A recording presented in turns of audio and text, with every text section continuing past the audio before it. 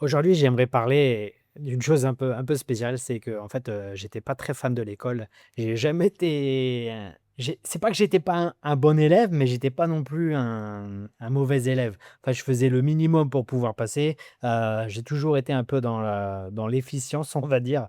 Je faisais le strict minimum pour passer, mais je voulais jamais en faire plus.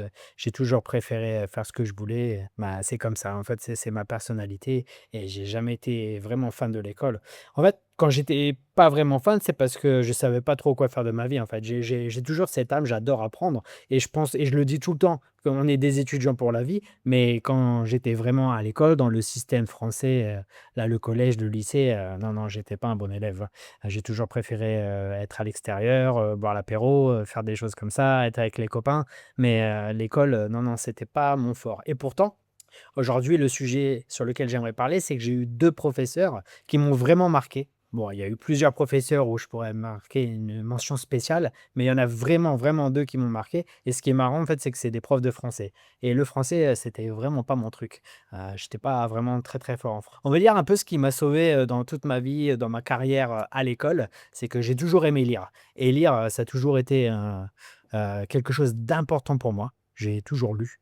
Depuis que je suis adolescent, je lis beaucoup de livres, j'adore lire, ça ne me dérange pas. Je pense que la lecture m'a apporté tellement de choses et je pense qu'on a accès à une connaissance infinie avec les livres et je sais pas pourquoi. Alors je sais qu'on a l'intelligence artificielle, on a internet, mais les livres, il y a un petit truc en plus.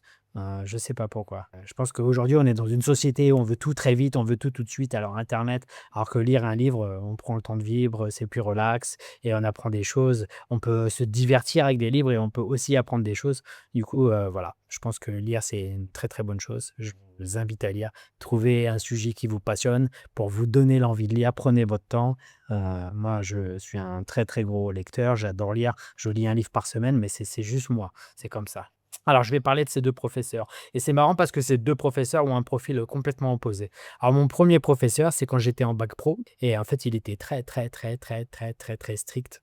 Limite, les 3, on va dire, peut-être à part moi, je pense que tout le monde dans la classe, détestait aller dans sa classe parce que c'était vraiment le silence complet. Il était vraiment intransigeant. La moindre chose, il punissait tout le monde, il était vraiment très strict et moi, je sais pas pourquoi. En fait, pour vous donner un peu de contexte, enfin, j'avais le look punk. Bon, dans ma tête, je suis toujours punk, hein, mais bon, ça, c'est une autre histoire et j'avais le look, du coup, j'avais des piercings partout, j'avais une crête, j'étais habillé en punk, voilà et oh, les gens me regardaient toujours, j'ai passé ma jeunesse à être jugé par des gens. Ils m'ont jamais parlé, mais: «Ah bah, je suis punk, je suis un délinquant, je suis un drogué», enfin, peu importe et évidemment, bah, c'est exactement la même chose qui s'est passé avec ce prof, mais ils savaient pas qu'en fait, j'aimais lire, que j'aimais le français, même si, j'avais pas l'air et en fait, à chaque fois, on faisait des exercices de lecture quand il fallait lire quelque chose et j'étais le seul et unique à lever la main tout le temps. Ça, c'est véridique, hein, c'est une histoire vraie et même les gens de ma classe imaginaient, j'étais dans un lycée professionnel, du coup, il y avait beaucoup d'éléments perturbateurs dans ma classe et à chaque fois: «Ouais, tu un lèche-cul et tout, tu lèves la main tout le temps». Je lui dis: «C'est simple, c'est si je lève pas la main, qui c'est qui va lire? Il va choisir quelqu'un et vous, ça vous embête de lire. Moi, ça m'embête pas, j'adore lire». «Ah oui, c'est vrai, tu as raison». Et du coup, à chaque fois, bah, j'étais le lecteur officiel de la classe. Je levais toujours la main, puis à chaque fois, ça le faisait sourire. Puis un jour, il m'a pris à part, il fait: «Ah, pourquoi tu lis tout le temps comme ça?» Et je fais: «Bah, je dis: «J'aime lire, je lis toujours des livres». Dans mon temps libre, je suis chez moi, j'aime lire. Il y en a, ils préfèrent les jeux vidéo, il y en a, ils préfèrent, regarder des films. Moi, j'aimais regarder des films, évidemment, je jouais un peu aux jeux vidéo, mais si je devais choisir et si quand j'étais tout seul, moi, c'était lire des livres. Mais ce prof est super strict et tout, et en fait, je ferai la comparaison après avec le deuxième prof, mais j'aimais beaucoup ce prof, en fait. On voyait qu'en fait, il était super frustré parce qu'il était passionné et en fait, je suis passionné des gens passionnés. Ça paraît un peu bizarre, je sais, mais par exemple, j'ai un ami, en fait, il est venu me rendre visite dans la ville où j'habitais avant. J'habite à Chiang Rai, avant j'habitais à Chiang Mai et quand il est venu à Chiang Mai, il y a le musée des insectes. Alors pour vous dire, moi, les insectes, j'en ai rien à battre, ça m'intéresse pas.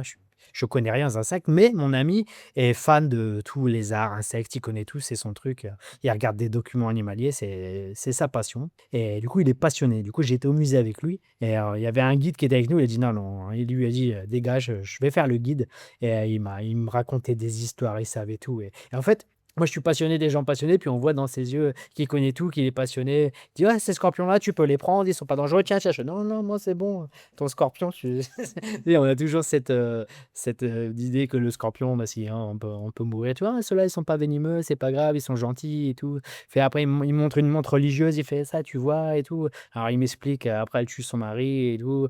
C'est le seul insecte, qui est assez intelligent. Du coup, il le met, puis il faisait ça avec son doigt, puis la montre religieuse, elle suivait le doigt et il fait: «Waouh, le truc de ouf et tout». Et alors, il était vraiment passionné et j'ai appris énormément de choses et comme je l'ai dit, j'en ai rien à battre, des insectes et pourtant ça a été, j'ai passé un super moment et je pense que ce prof-là, il avait cette âme, il prenait vraiment les choses peut-être un peu trop à cœur parce que des fois, en fait, je me rappelle, il y a eu des problèmes un jour, vu qu'il était très sévère, il y avait un des élèves, il a dit: «Ouais, tu un nazi» et là, il a pété un câble.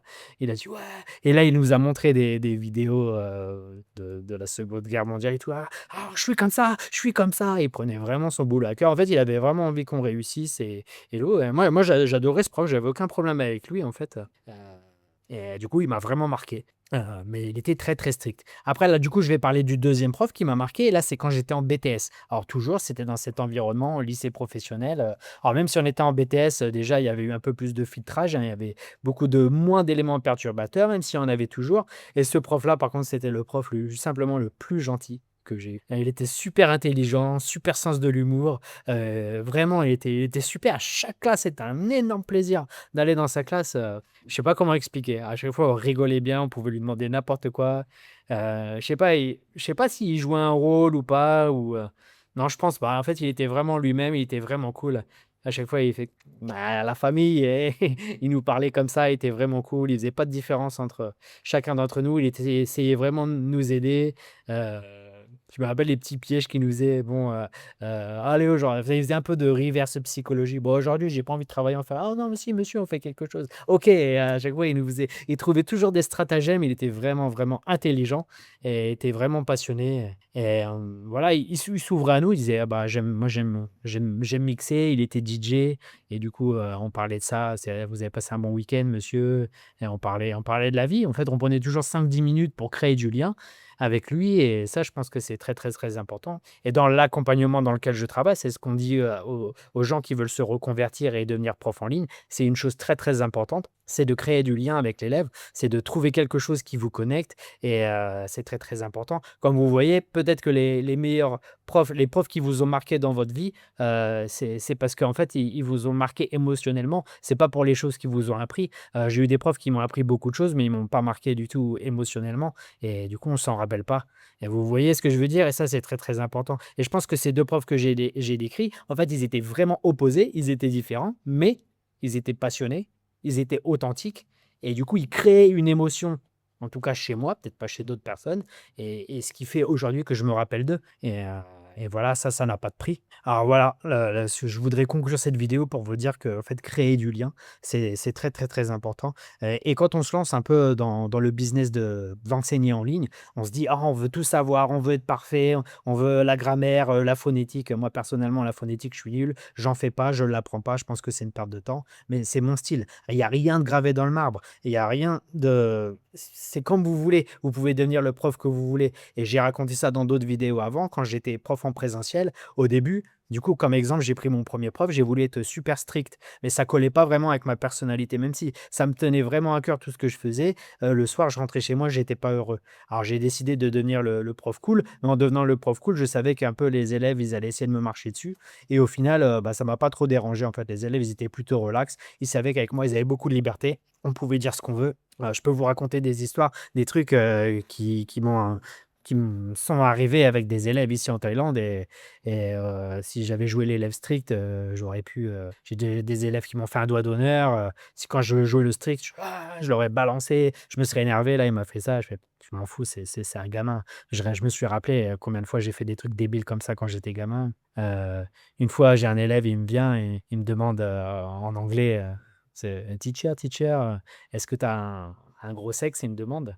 Du coup, je souris avec lui: «Oh, je pense que le mien, il est plus gros que le tien, quoi». Je lui dis quelque chose comme ça et ses amis, ils ont rigolé. Voilà, on est passé à autre chose. Voilà, alors qu'avant, je dis: «Ah, faut pas dire ça, c'est pas bien». Heu, en fait, en étant moi-même, Et ben, je pense que j'ai marqué plus d'élèves et je me demande vraiment, peut-être que là, parce que j'ai eu des centaines et des centaines d'élèves. Maintenant, il y a des élèves avec qui je bosse en ligne que j'ai depuis 5, 6 ans et j'ai toujours les mêmes élèves. En fait, ils me payent pour qu'on ait une discussion comme ça, comme si je parlais avec mes amis. Évidemment, je marque du vocabulaire, j'étoffe, je corrige, mais on est devenus des amis. J'ai déjà rencontré quelques-uns de mes élèves et c'est extraordinaire, hein. J'adore mon métier et je me demande si peut-être là, comme là, je fais une vidéo où je me rappelle de certains de mes profs il y a 20 ans. Je me demande si dans 20 ans, il y aura certains élèves qui vont se rappeler de moi. Est-ce que j'ai marqué des vies? J'en sais rien. Mais en tout cas, je pense qu'être authentique et créer du lien, c'est la chose la plus forte quand on devient enseignant et surtout en ligne. Je pense que c'est quelque chose de très, très important. J'espère que cette vidéo vous a plu. Je vous souhaite une agréable journée et on se voit dans une prochaine vidéo. Salut, salut.